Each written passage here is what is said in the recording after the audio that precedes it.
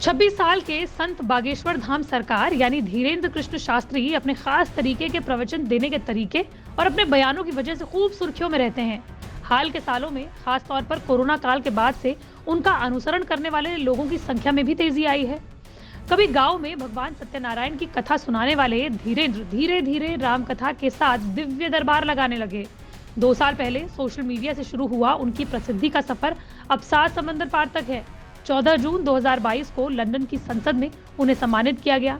हालांकि उनको लेकर विवाद भी कम नहीं है। बहरहाल कुछ समय पहले उनके और प्रसिद्ध कथावाचक जया किशोरी की शादी की खबरों ने भी बल पकड़ा, लेकिन इस खबर का दोनों ने ही खंडन कर दिया।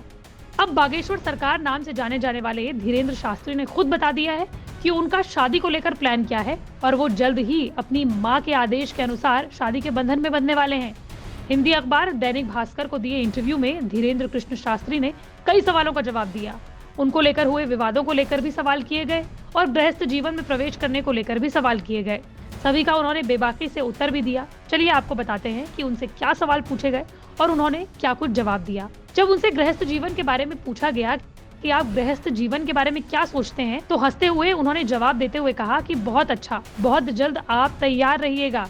इस पर जब रिपोर्टर ने उनसे सवाल करते हुए कहा कि आखिर उनके भक्तों को ये खुशखबरी कब तक मिलेगी, तो जवाब मिलता है, भक्त तो बालाजी के हैं, हमारा तो परिवार है, बहुत जल्द खुशखबरी मिलेगी 2 साल के अंदर, यानी 2024 से पहले।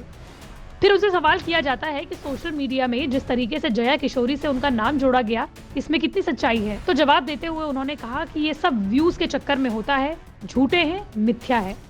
फिर उनसे सवाल किया गया कि क्या वो जल्द ही गृहस्थ जीवन में प्रवेश करेंगे, तो जवाब मिलता है, श्योर, इसमें कोई संदेह नहीं है। क्या गृहस्थ व्यक्ति सनातन का कार्य नहीं कर सकता? राम जी क्या थे? गृहस्थ थे। भारत में क्या गृहस्थ जीवन बुरा है? इसके पीछे बहुत लॉजिक है, आप सुनकर चौंक जाएंगे। कल के दिन कोई उंगली तो नहीं उठाएगा, कोई व्यक्ति हेय दृष्टि से तो नहीं देखेगा। गृहस्थ जीवन जिएंगे, अपने समाज की भी सेवा करेंगे, बालाजी की भी सेवा करेंगे। फिर उन्हीं के जवाब पर रिपोर्टर ने उनसे सवाल पूछा कि क्या आप ऐसा मानते हैं कि गृहस्थ जीवन का पालन नहीं करेंगे तो उंगली उठ सकती है? पर उन्होंने जवाब देते हुए कहा कि संसार में लोग कुछ भी बोलते हैं, पर जितना बच सके उतना अच्छा है। गृहस्थ जीवन के अलावा उनसे सवाल किया गया कि 5G के जमाने में भी लाल, पीले और काले कपड़े में वो अर्जी लगवाते हैं, क्या वो मानते हैं कि आस्था को वो अंधविश्वास में बदलने का काम नहीं कर रहे? इसका जवाब देते हुए उन्होंने कहा कि देखो, चाहे 4G, 5G या 6G आए, हमेशा हनुमान जी की ही चलेगी। अगर हनुमान जी को मानना अंधविश्वास है तो अपने पिता को पिता कहना भी अंधविश्वास है।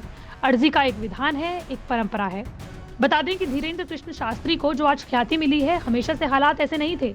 कभी वृंदावन तक जाने के लिए उनके पास पैसे नहीं थे, लेकिन 2 साल के अंदर उन्हें ऐसी ख्याति मिली कि लंदन संसद में भी उन्हें award Sant Shiromani, world book of London और वर्ल्ड बुक ऑफ यूरोप से सम्मानित किया गया। 4 जुलाई 1996 को राम कृपाल गर्ग और सरोज गर्ग के घर में जन्मे धीरेन्द्र 3 भाई बहनों में सबसे बड़े हैं। कथावाचक बनने से पहले उनकी हालत कितनी खराब थी, उसे खुद धीरेन्द्र कृष्ण शास्त्री कई बार बताते हुए कहते हैं कि बहन की शादी के लिए उन्होंने अपने मुस्लिम मित्र शेख मुबारक से 20,000 रुपए उधार लेकर बारातियों की मेजबानी की थी।